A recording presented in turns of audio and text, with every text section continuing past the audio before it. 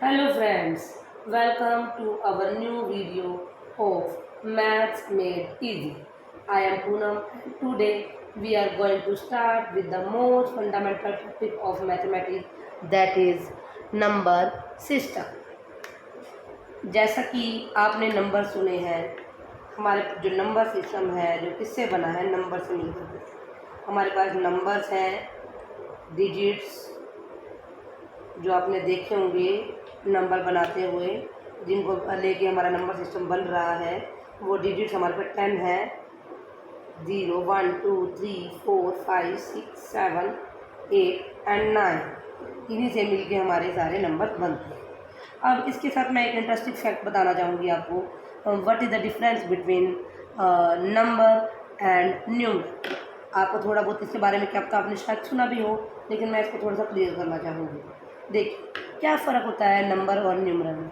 हमने नंबर के बारे में सुना, ये नंबर्स हैं।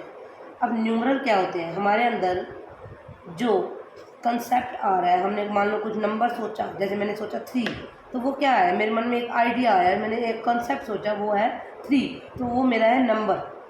3 एक नंबर है, लेकिन अगर मैं 3 को लिखना चाहूँगी तो वो क्या है, उसके लिए जो सिंबल यूज़ हो रहा है, जैसे मान लो 3 सिंबल लिखा हुआ है, 3 जो है ये क्या है, लिखने की जो फॉर्म है उसको न्यूमरल का है। और जो नंबर है, जो हमारे अंदर कंसेप्ट आया 3 को सोचने का, वो हमारा क्या है, 3 नंबर। सोचा हमने 3, तो 3 नंबर है। और जो लिखना है उसका, उसकी रिटर्न फॉर्म जो हो जाएगी, उसके लिए जो सिंबल यूज़ हुआ वो क्या हो जाएगा, 3 का ये सिंबल न्यूमरल। ठीक है जी। अब इसके अंदर हम क्या क्या कवर करेंगे, हमारे नंबर सिस्टम के अंदर हमारे पास आ जाएंगे natural numbers, whole numbers, integers, fraction. उसके बाद हमारे पास आ जाएगा रैशनल एंड इरेशनल। ठीक है। अब हम स्टार्ट करते हैं नेचुरल नंबर्स के साथ।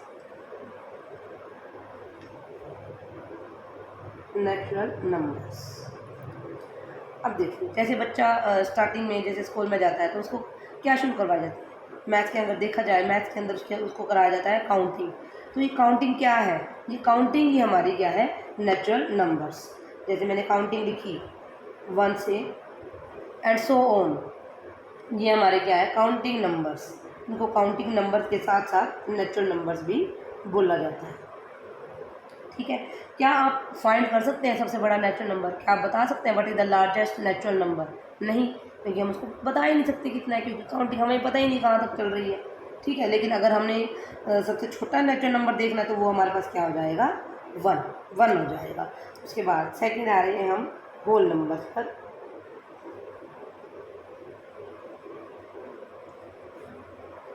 अब होल नंबर्स क्या है, काउंटिंग नंबर्स हो गए। मैं इसको एक एग्जांपल के थ्रू बताऊंगी। मान लो मेरे पास एक है, काउज है, काउंटिंग में 5 है, मैं उसको काउंट कर सकती हूँ, they are 5, then it will become natural number.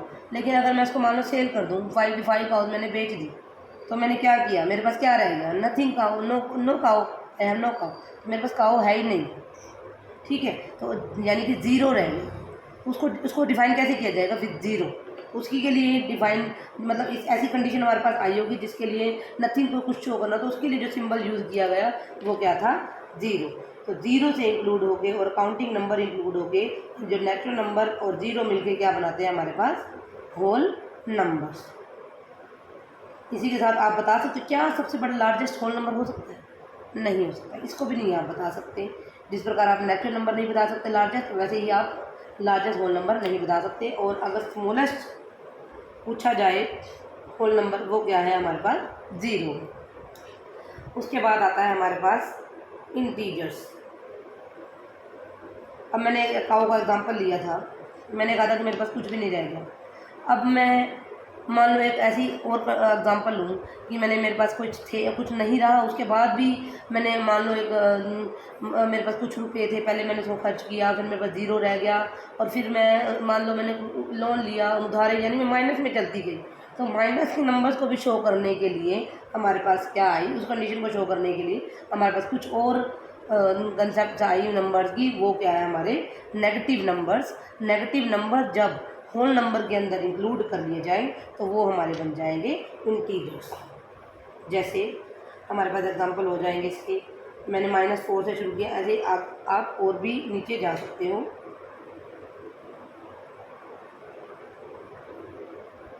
Form these are integers.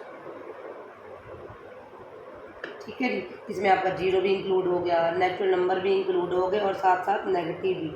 जैसे हम कोई फ़ोटो कराने जाते हैं अपनी, तो उसका पहले हम क्या देखा करते हैं कि नेगेटिव निकाले जाते हैं। वो नेगेटिव क्या है, जो हमारी बिल्कुल लास्ट तक इमेज बनी हुई है वो, जैसे बिल्कुल वो ब्लैक आया करती थी ब्लैक, तो वो क्या है नेगेटिव में चली गई हमारी इमेज, तो वो नेगेटिव नंबर शो करें। जैसे हम मिरर में खड़े होते हैं, मान लो एक ज़ीरो है, उसके सामने हम खड़े हैं, हम पॉजिटिव हो गए, तो जो हमारी इमेज बन रही है वो हमारी उतनी ही दूर बनेगी जितनी हम दूर खड़े हैं, तो वो हमारे क्या है उतने ही नेगेटिव दूर होते जाएंगे, उतने ही डिस्टेंस पे हमारे नेगेटिव चलते जाएंगे।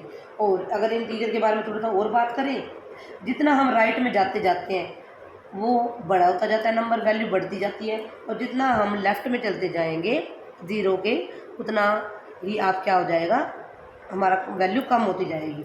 और अगर हमने बताना हो इन दोनों के बीच में, मान लो अगर हमने माइनस के ही दोनों नंबर ले लिए, नेगेटिव दोनों नंबर ले लिए, तो आपका अगर देखा जाए कि कौन सा बड़ा होगा, तो इसमें से बड़ा होगा कौन सा, राइट वाला बड़ा होगा। ठीक है जी, यानी अब जितना आप राइट में जाएंगे, यानी कि जीरो के ही जाना है राइट में, इधर भी राइट में जितना जाओगे राइट वाला हमेशा बड़ा रहेगा और लेफ्ट वाला हमेशा छोटा रहेगा। उसके बाद आ रहे हैं हम फ्रैक्शन पर। फ्रैक्शन क्या है, equal part of whole, equal part of whole. जैसे अगर मैं पार्ट ऑफ होल की बात करूँ, तो जैसे ये मेरे पास पेन है, ठीक है, इसे पूरा पेन है, अगर मैंने इसका एक ये ढक्कन उतार लिया, इसकी कैप उतार लिया है, तो क्या बना ये इसका पार्ट है, यानी मैंने इसका अलग कर लिया एक टुकड़ा, तो वो क्या बना, ये फ्रैक्शन है, यानी इसको फ्रैक्शन कहा जाएगा। लेकिन यहाँ पे बात हो रही है, अगर मैथमेटिकल टर्म में लिया जाए इसको, फ्रैक्शन क्या है, इक्वल पार्ट ऑफ होल। मान लो मेरे पास एक चपाती है, मैंने एक चपाती ली, उसको मैंने बीच में से ब्रेक करा, तो मेरे टू पार्ट्स हो गए, ठीक है, इक्वली पार्ट कर दिए मैंने, इक्वल करे हैं, बिल्कुल इक्वल पार्ट कर रहे हैं, तो ये क्या हो गया, वन था पूरा, वन का कितने हिस्से कर लिए, इसके दो हिस्से कर लिए मैंने, ये भी क्या बचा हमारे पास, हाफ हाफ बोल सकते हैं, तो 1/2 हाफ, ये भी क्या है 1/2, यानी मैंने एक पार्ट को शो कर रहे हैं, तो टोटल पार्ट कितने हैं, तो 2 है, तो 1/2 को शो कर रहा है। और ये भी किसको शो कर रहा है, पार्ट किसको शो किया है इसने भी, 1/2 को, यानी कि पूरे का दूसरा हिस्सा। ठीक है जी, इक्वल पार्ट। ऐसे ही मैं अगर एक चॉकलेट ले लूँ, उसके मैंने मान लो 8 पार्ट्स में डिवाइड है, वो इक्वली लेके चलो, थोड़ा सा ये हो गया, तो इक्वली लेके चलो, अगर मैंने इसके 8 पार्ट्स दिए, तो 1 पार्ट जो है वो मेरा 1/8 को शो कर रहा है, यानी मैंने 1 के 8 पार्ट इक्वल कर दिए, तो ये क्या है 1/8 को शो करेगा, हर पार्ट 1/8 के लिए है। ठीक है जी, अब नेक्स्ट टॉपिक पर आ रहे हैं हम, इसके अंदर थोड़ा सा ये और इंक्लूड करना चाहूँगी।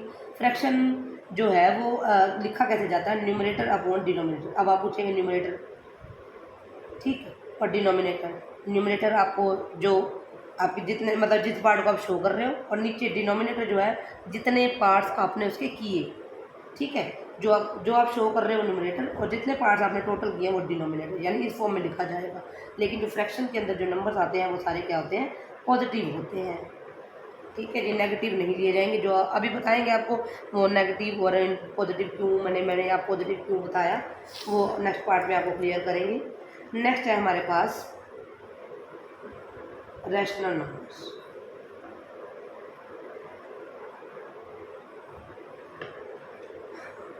रैशनल नंबर क्या होते हैं, the numbers which can be written as P upon Q form, वही numerator by denominator form, where P and Q are integers. यहाँ पे वर्ड मैंने यूज़ किया इंटीजर्स, इसको भी बताएंगे इंटीजर्स। एंड सेकंड कंडीशन इसमें जो लगेगी, where Q is not equal to 0। तो क्या है रैशनल नंबर, जिसको P अपॉन Q फॉर्म में लिखा जा सकता है। P और Q जो है हमारे पास इंटीजर्स हैं, इंटीजर्स यानी कि ये पॉजिटिव भी हो सकते हैं, नेगेटिव भी हो सकते हैं, 0 भी हो सकता है। लेकिन जो Q है वो 0 के इक्वल नहीं होगा। दो कंडीशन इसके लिए इसने बताई हैं कि P और Q दोनों इंटीजर होंगे, लेकिन Q जो है कोई भी इंटीजर हो सकते हैं, लेकिन Q जो है वो 0 के इक्वल नहीं होगा। फॉर एग्जांपल मैंने इसके अगर एग्जांपल की बात करें तो इसमें क्या इंक्लूड हो सकता है, जैसे मैंने लिया 1/4 -1/4 0/4। देखो मेरा ऊपर 0 आया है, नीचे 0 नहीं ले सकती मैं। 3/5 -3/5 एंड सो ऑन। अब मैं एक क्वेश्चन पूछना चाहूँगी, क्या 4/0 भी रेशनल नंबर होगा? मैंने कंडीशन देखनी है ना, पी और क्यू है तो integer, but Q not equal to 0, तो ये रेशनल नंबर नहीं होगा। ठीक है जी। अब नेक्स्ट आ रहे हैं हम इरेशनल।